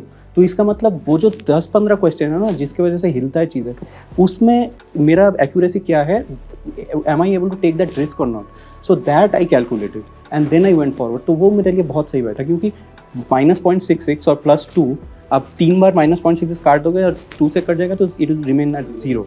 तो are you able to take that risk और नॉट, तो वो कैलकुलेट करके I always went to it. And that only came, law of large numbers कहता है कि आपके पास जितना डेटा होगा उतना प्रोबेबल उतना वो होगा, राइट, आपका गेस बेटर होगा। तो आई अंडरस्टूड दैट अराउंड 75% के आसपास इज़ माई एक्यूरेसी। तो ज़्यादा नंबर ऑफ मॉक टेस्ट देने से मेरा ये हुआ था। एंड सेकंड चीज़, वो लेमन ग्रास वाला Sulochana was saying, right, lemon grass का क्वेश्चन आया था कि lemon grass is a natural insect repellent और समथिंग। वो अमेजोन से, मतलब बिफोर दैट एग्जाम 3-4 महीने पहले अमेजोन से मैंने घर पे रूम फ्रेशनर ऑर्डर किया था, लेमन ग्रास फ्लेवर, वो स्मेल का। तो उसमें ऐसे ही ऑर्डर करते टाइम वो डिस्क्रिप्शन होता है ना, प्रोडक्ट डिस्क्रिप्शन, उसमें मैंने पढ़ा था कि lemon grass is natural insect repellent और ये सब, वो दिमाग में रह गया था। तो that help me answer that question. And in an exam situation those things our life और death. The point I'm trying to make is keeping your eyes and ears open, not only in your books but in general life as well. वो बहुत help करता है, बहुत ज़्यादा। 100% agree. वो जो मैं कह रहा था प्रेजेंस ऑफ माइंड, उसमें ये मत सोच के जाइएगा कि जो किताब की नॉलेज थी वही काम आएगी। नॉलेज उस समय जहाँ से भी आपको पूरी लाइफ की जर्नी, पूरी लाइफ की जर्नी से यार, स्लमडॉग मिलियनेयर वाला सीन भी हो जाता है कभी कभी कि लाइफ में ये सीखा था और आज ये काम आ गया। सबके साथ हुआ, मेरे साथ भी हुआ है। लेमन ग्रास का सेम था, मैंने देखा था कि वो फ्लोर क्लीनर्स में काफ़ी ज़्यादा लेमन ग्रास वगैरह यूज़ होता है। Again presence of mind. और मेरे को किसी ने कभी कहा था कि इससे मच्छर नहीं आते घर में, और ये कम से कम एग्जाम देने से 4-5 साल पहले बस एक छोटा दिमाग में रह जाएगा, उससे हो जाएगा। कुछ क्वेश्चंस ऐसे थे कि 8th स्टैंडर्ड में कुछ पढ़ा था, 9th स्टैंडर्ड में कुछ पढ़ा था, याद रह गया और वो उससे रिलेटेड एग्जाम में क्वेश्चन आया था, तो वो उससे क्वेश्चन सॉल्व हो गया। ऐसा कई बार हुआ है। सो प्रेजेंस ऑफ माइंड। हमारे पेपर में क्रिकेट वाले क्वेश्चंस भी आए थे स्पोर्ट्स के। हाँ, फॉर्मूला 1, ओलंपिक्स, पता नहीं क्या क्या आया था। हाँ, लेकिन आई रिमेंबर कि उससे 3 साल पहले कोई मैच हुआ था और न्यूजीलैंड और इंडिया का कुछ था, और मेरे जो मेल फ्रेंड्स थे वो क्रिप कर रहे थे इस बारे में कुछ कि यार ऐसे कैसे हार गए, लास्ट मोमेंट पे ये हो गया। तो बस मुझे वहाँ से कुछ क्लिक हुआ, मैंने वो टिक किया और वो सही निकला आंसर भी। इन सबको तो ये हाँ लाइफ में ऐसी बहुत सारी चीजें होती हैं जो कहीं भी आ जाती है। I don't think it is a knowledge test. इन सबको ना सब स्लमडॉग मिलियनेयर मोमेंट्स कहता हूँ कि आपको पता नहीं कि आपके लाइफ का कौन सा एक्सपीरियंस आपको सही क्वेश्चन करवाएगा। Exactly, it is very true. बहुत अच्छी एनालॉजी दी है आपने स्लमडॉग मिलियनेयर वाली। तो उसके अंदर वो स्टोरी है, जिन्होंने नहीं देखी उनके लिए बस ब्रीफली बता रहा हूँ कि कोई तो उसने गन यूज़ करी थी, उसने नाम देख लिया, सवाल उसी पे आ गया कि इस कंपनी की गन थी, या what ever experiences he had in life, उस पर सवाल आ गए। एक ऐसा ही क्वेश्चन 2016 या 17 के प्रीलिम्स में आया था चांदीपुर बीच के ऊपर, कि कहाँ पर समुद्र जो है वो 5 किलोमीटर तक पीछे चला जाता है। अब ये वो किटकैट के रैपर के ऊपर फैक्ट लिखा हुआ आता था। अब वैसे तो ज्योग्राफी जिन्होंने पढ़ी है, यूपीएससी के एस्पिरेंट्स हैं, प्रॉबेबली उन्होंने कहीं ना कहीं they would have come across this fact, but वो मोस्ट कॉमनली उस किटकैट के रैपर पे फन फैक्ट के तौर पे आता था। तो वहाँ से पढ़ के कई लोगों ने उससे किया था, but at that time KitKat was using that campaign. तो इस तरह के हो जाते हैं। एक क्वेश्चन से ही लाइफ डेथ चेंज होता है। थर्ड अटेम्प्ट में 92.5 was the cut off, I got 93.2, just one question के इधर उधर आई वाज डन। तो प्रीलिम्स में the gist of what you guys said is this कि एक्यूरेसी तब आएगी जब एक तो आप प्रैक्टिस कर रहे हैं, मॉक टेस्ट दे रहे हैं, प्रीवियस ईयर पेपर को अच्छे से किया है, एंड जो आपकी लाइफ की लर्निंग्स हैं थ्रू आउट दी लाइफ, जो भी आपने सुना है, एनालाइज किया है, थोड़ा जाओ पीछे, उसको याद करने की कोशिश करो तो याद हो जाएगा और क्वेश्चन सॉल्व होंगे। आई थिंक इस पे what I feel is sir कि अभी आप सबसे ही सुन के आई थिंक एक चीज़ जो होती है, बहुत लोग बोलते हैं कि जब आप कोई भी कंपेटिटिव एग्जाम के लिए प्रिपेयर करते हो, specially something as competitive and difficult as a UPSC CSC, a lot of people अपने आप को पूरा आइसोलेट कर लेते हैं। सो बट अभी फिलहाल आप लोगों के आंसर्स से जो मुझे समझ में आ रहा है कि there is a lot of things जो in general just in daily life there is a lot of things जो आप पिक कर रहे हो which is helping you in the exam. So I think it's probably best not to live under a rock and be aware कि आपके आसपास भी क्या चल रहा है, एंड एंड ऐसा नहीं है कि हाँ मैं प्रिपेयर कर रहा हूँ, मैं वेरी सीरियस एस्पिरेंट, मतलब मैं किसी से बात नहीं करता। But that is also double edge sword. But yeah generally speaking थोड़ा सा अवेयरनेस होना चाहिए, वो सिलेक्टिव अवेयरनेस। तो एक और क्वेश्चन जो मेरे मन में आ रहा था, जब आप 62 आप 92 बोल रहे थे, तो I was just thinking that there are a lot of aspirants जो शायद अभी वो तैयारी शुरू कर रहे हैं, शायद नेक्स्ट ईयर के लिए और नेक्स्ट टू नेक्स्ट ईयर के लिए। सो उनके लिए मे बी दिस 62 92 ये आंसर करना अभी उनके लिए मस्ट बी, उनको लग रहा होगा कि ये this is like a mammoth of a task. तो I just want to understand आप लोगों से भी कि आपकी प्रेपरेशन जर्नी में when like how did you start, like starting में कितने questions आप answer कर पाते थे, and then slowly how did it move closer to when do you think आपके syllabus completion तक were you being able to hit your 92 62 मॉक्स ये में जो numbers? 100-110 नंबर आ जाते थे या नहीं आते थे? मेरे 4th अटेम्प्ट में बहुत अच्छे नंबर आते थे, एग्जाम में भी, एक्चुअल एग्जाम में भी बहुत अच्छा। 4th अटेम्प्ट वाज अटेम्प्ट जिसमें मैंने all the levels of this exam almost two मतलब माई लेवल ऑफ सेटिस्फैक्शन किया था। तो अगर आप मॉक्स की बातें करें तो आपकी सबसे लोएस्ट स्कोर्स कितने रहे एंड सबसे हाईएस्ट ये मत पूछो, फर्स्ट अटेम्प्ट में बहुत कम थे, मतलब प्रिपरेशन भी नहीं था एंड जॉब के साथ इट वाज वेरी डिफिकल्ट। हाँ मॉक्स में, हाँ तो even in the mocks I used to get 30 40 ऐसे 30 क्वेश्चंस या 30 marks 30 marks out of 200। That is what it is. जब फर्स्ट मॉक दोगे उसमें मेरे को भी कुछ ऐसी 50s या अर्ली 60s में आए थे, बट देन वहां से आप इंप्रूव करते हो, वो आप जर्नी खुद की भी मुड़ के देखते हो कि जगह 60s में आ रहे थे, फिर 80s में आ रहे, फिर 90s में आ रहे, and later on 110s 120s 130s को भी मैंने टच किया किसी मॉक टेस्ट में जस्ट बिफोर द एग्जाम। और मेरे फाइनल प्रीलिम्स में उतने अच्छे नहीं आए, बट मॉक्स में आ रहे थे, बस मैंने प्रीलिम्स क्लियर कर लिया ठीक ठाक मार्जिन से, बट या नॉट दैट गुड।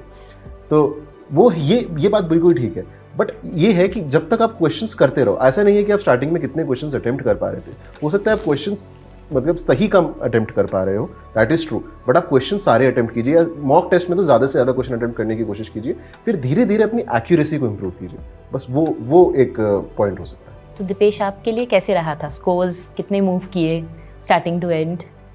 मैम मेरा लोएस्ट स्कोर बहुत ही बुरा है, अब बता दो। 16। अब बता ही दीजिए। 16 मार्क्स भी आए हुए हैं मेरे मॉक में। मेरा एक्चुअली ऐसा था कि मैंने स्टार्ट किया था प्रीवियस ईयर क्वेश्चन से प्रिपरेशन, क्योंकि जब मतलब जैसे किसी ने बोला कि यूपीएससी की तैयारी करो तो ऑब्वियसली आप पीवाईक्यू पे जाके देखोगे कि पूछ क्या रहा है। तो मैंने देखा कि बहुत ही जनरल क्वेश्चन है, बहुत ही जनरल, मतलब इसके लिए बहुत अलग से तैयारी की ज़रूरत नहीं है, आपको एक बेसिक अवेयरनेस है तो भी आप मिनिमम कुछ क्वेश्चन कर सकते हो। तो मुझे लगा कि क्वेश्चन बहुत नॉलेज बेस पे नहीं है, जनरल अवेयरनेस बेस पे। तो मैंने क्या किया कि जब भी मैं मॉक लगाऊंगी मेरा टारगेट रहेगा कि मैं 100 की 100 क्वेश्चन करूंगी, चाहे मैं गलत करूं चाहे सही करूं, अटेम्प्ट मैं सारे करूंगी। अब उससे ऑब्वियसली एक्यूरेसी तो नहीं होगी, मार्क्स नहीं आएंगे। तो मैंने धीरे धीरे क्या स्टार्ट किया कि अब मैं उनको 3 पार्ट्स में करूंगी। एक वो क्वेश्चन होंगे जिनको मैं पेपर में लगाती अगर वो एक्चुअल पेपर होता, दूसरे क्वेश्चन वो होंगे जो मैं अगर मेरे जैसे मुझे पता चल गया कि ये कैलकुलेशन बहुत ही सिंपल सी है कि आपको 85 to 90 क्वेश्चन आपको करने ही हैं, लेकिन आपको आ ही रहे हैं 60 या 70, तो वो 20 क्वेश्चन मैं ऐसे आइडेंटिफाई करूँगी जिनमें मुझे गेस वर्क करना ही है, मतलब जिनमें मैं बिना गेस वर्क के पेपर एनीवे क्लियर नहीं कर पाऊँगी, तो बेटर कि कर ही लो क्लियर वो वाला। और तीसरा कि मैं 100 की 100 अटेम्प्ट करूँगी जस्ट फॉर क्वेश्चन अटेम्प्ट के लिए मॉक में, ऐसा मैं रियल में नहीं करूँगी, ऐसा मैंने सोचा। फिर मुझे रियलाइज़ हुआ ये क्या है, इसमें प्रैक्टिस काम आती है, ये ऐसा नहीं है कि आपको कोई बता देगा और आप वो कर लोगे, आपको खुद का पर्सनली देखना पड़ेगा और कम से कम 10-15 मॉक आपको इसी स्ट्रेटजी को जानने के लिए लगाने पड़ेंगे कि आपके लिए वो एग्जैक्ट नंबर कितना है कि आप कट ऑफ क्लियर कर पा रहे हैं। कट ऑफ मान लीजिए 100 मार्क्स एवरेज लगा लीजिए कि कितना भी वेरी कर ले 100 के आसपास आएगी, तो वो कितने नंबर ऑफ क्वेश्चन पे आ रही है वो आपको पता लगेगा। तो मेरा ऐसा हो गया था, मेरी 67-68% के अराउंड एक्यूरेसी आ जाती थी और मैं क्वेश्चन अटेम्प्ट करती थी 97-98, तब जाके मेरे मार्क्स आते थे 104 और 105 के आसपास मॉक्स में। ये है लेटर स्टेज। शुरू की स्टेज में क्या होता है कि आपने ना करंट अफेयर्स पढ़ा होता है या फिर आपने जो ये सब्जेक्ट्स हैं जो बहुत परेशान करती हैं, जैसे एंशिएंट हो गया, जैसे एनवायरनमेंट, बहुत ही बेकार लगता था मुझे क्योंकि कहाँ से भी क्वेश्चन पूछ लेगा, नहीं पता है आपको, साइंस एंड टेक्नोलॉजी कुछ भी पूछ लिया। तो ये पढ़े नहीं है आपने, सिर्फ स्टैटिक पढ़ा है, पॉलिटी, हिस्ट्री, जियोग्राफी, इकोनॉमिक्स, इसके बेसिस पे अटेम्प्ट कर रहे हो तो आपके मार्क्स आएंगे 36, मेरे इतने आए हुए हैं, 50 आए हुए हैं, 60 आए हुए हैं, इतने आए हैं। बट डोंट गेट डिसहार्टेंड, मेरा यही है 100 की 100 क्वेश्चन करो क्योंकि नॉलेज बढ़ेगी ना धीरे धीरे, ऐसा तो नहीं है कि नहीं बढ़ेगी। लेकिन फिर ऐसा हो गया था कि प्रीलिम से कुछ 15-20 दिन पहले जब मैं मॉक टेस्ट लगाई थी तो मेरे को पता चल गया था कि मैं अगर 97-98 कर रही हूँ तो मेरी 67% एक्यूरेसी के साथ मेरे 104-105 नंबर आ जा रहे हैं।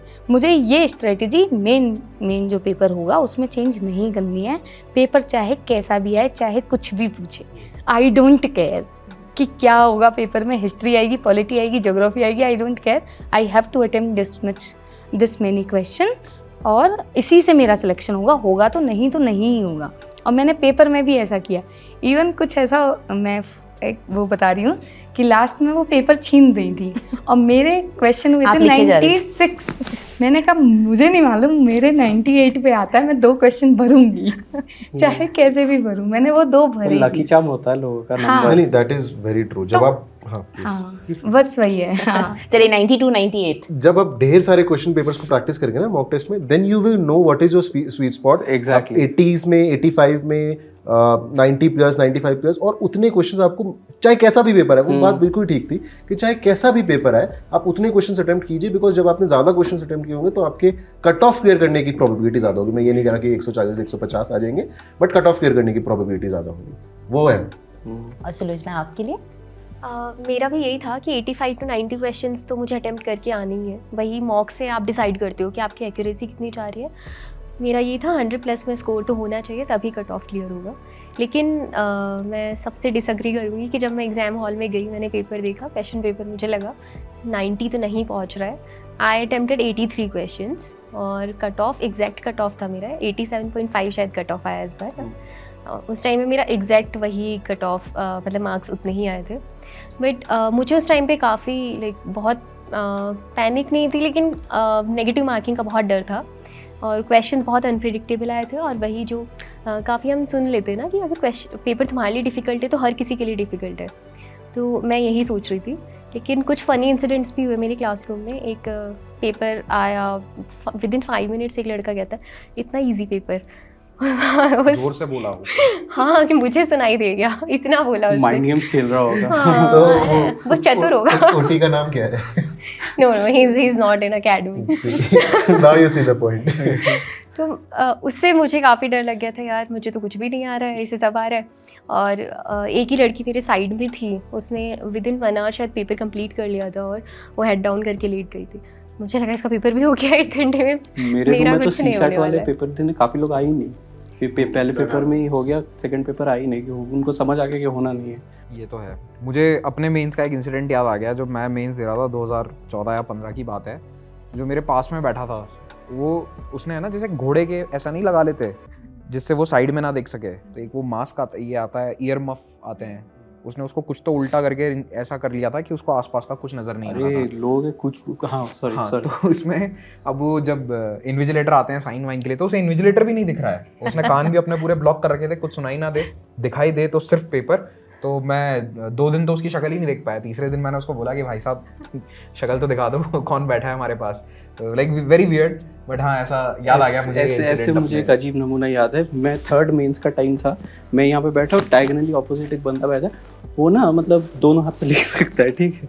तो वो मेंस का जो आंसर शीट है एक साइड में लिख रहा है, and I swear this is not made up, वो दोनों हाथ से लिख रहा है पेपर, और वो देख के मेरा हार्ट बीट इंक्रीज हो रहा है कि यार ये क्या कर रहा है और मैं इतना स्लो लिख रहा हूँ। एक साइड में डायग्राम बना रहा है, एक साइड में लिख रहा है। 3 इडियट्स में वायरस हाँ, लिखता है ना जैसे, हाँ, दोनों हाथ से, ambidextrous, that's the word. Nightmarish image है वो मेरे लिए अभी भी, सोच के यार ऐसे कोई लिख रहा है।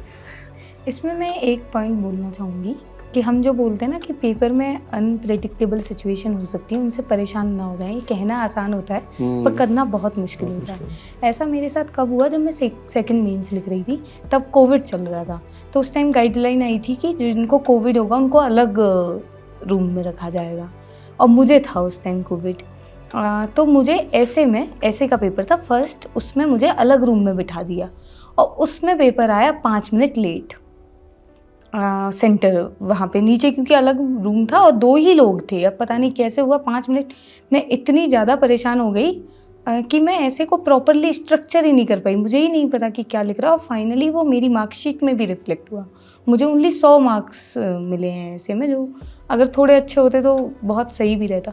तो मतलब मुझे अब तो मैं सेलेक्ट हो गई हूँ, लेकिन अगर मैं तीसरा अटेम्प्ट दे रही होती तो मैं ये मिस्टेक दोबारा कभी नहीं करती कि जस्ट 5 मिनट के लिए मैं पूरे 2 घंटे 55 मिनट का पेपर ख़राब कर रही हूँ, वो नहीं करना है। कुछ स्ट्रैटेजीज आपको ऑन द स्पॉट भी चेंज करनी पड़ती है, ऐसे में ही है। तो मैंने घर पे ऐसे प्रैक्टिस किए थे, लगभग 10 ऐसे मैंने फुल टॉप टू बॉटम लिख के देखे थे और काफ़ी सारों का स्ट्रक्चर बना के देखा था। उन सब में लगभग मैं आई यूज टू मेक श्योर कि हेडिंग्स दे रहा हूँ कि नेक्स्ट हेडिंग है और मेरा पैटर्न वही था। बट जो एक्चुअल जैसे का पेपर आया वो अब की बार डिफरेंट था, हमारे टाइम पे डिफरेंट था, दोनों फिलोसफिकल थे, कोई भी वैसा वाला नहीं था। और पता नहीं क्यों मुझे लगा नहीं कि यहाँ पे नेचुरली कोई भी हेडिंग देना जरूरी है या फिर मैंने भी नहीं दिया था। कोट हेडिंग या कोट, हाँ quote. I used to also make sure कि मैं कभी ना कभी कहीं ना कहीं एक ना एक कोट तो चेप ही दूँ, और कभी कभी वो ज़बरदस्ती का भी लगता था। तो आई रियलाइज के तो फिर मैंने अपने उस वक्त में कोई भी कोट नहीं चेपा। तो अल्टीमेटली ये हुआ, आई स्कोर्ड 142 इन ऐसे, तो वो मेरा हाईएस्ट स्कोर था इन मेंस। और वो होता है कि आप पेपर देख करके अगर अपनी स्ट्रैटेजी थोड़ी बहुत ट्वीक कर पा रहे हो, खुद पे कॉन्फिडेंस है, तो वो कभी पे ऑफ कर जाता है। करना पड़ेगा। जैसे सुलोचना जी ने भी बताया कि प्रीलिम्स में अगर आपको लग रहा है कि टफ है पेपर, तो हो सकता है कि आप 90, 92 या 98 ना कर पाएँ, पर अगर 80, 83 भी कर रहे हैं तो डिसहार्टन मत होइए and just go with the flow. Paper को देखो, अच्छी तैयारी करिए ना, तो मुझे ऐसा लगता है हर बार एस्पिरेंट को पता चल जाता है कि कैसा पेपर है। If you have done the PYQs, you have done the mock test, तो यू कैन ईजिली गेज कि क्या पेपर का लेवल है। तो इसी के साथ आज का ये बहुत ही अच्छा सेशन हम समाप्त करेंगे। लेकिन सेशन समाप्त करने से पहले आप लोगों से रिक्वेस्ट करता हूँ कि अगर ये अच्छा लगा हो तो इसे लाइक ज़रूर करें, अपने अन्य एस्पिरेंट फ्रेंड्स के साथ इसको शेयर करें और हमें कमेंट्स में बताएं कि इस सीरीज़ में आप और क्या एडिशंस चाहते हैं, आप किन IAS ऑफिसर्स को चाहते हैं कि हम इस टेबल पर लेकर आएँ, and what more changes can we make. So please comment on all those aspects. Thank you so much for watching and tuning in. Let's crack it.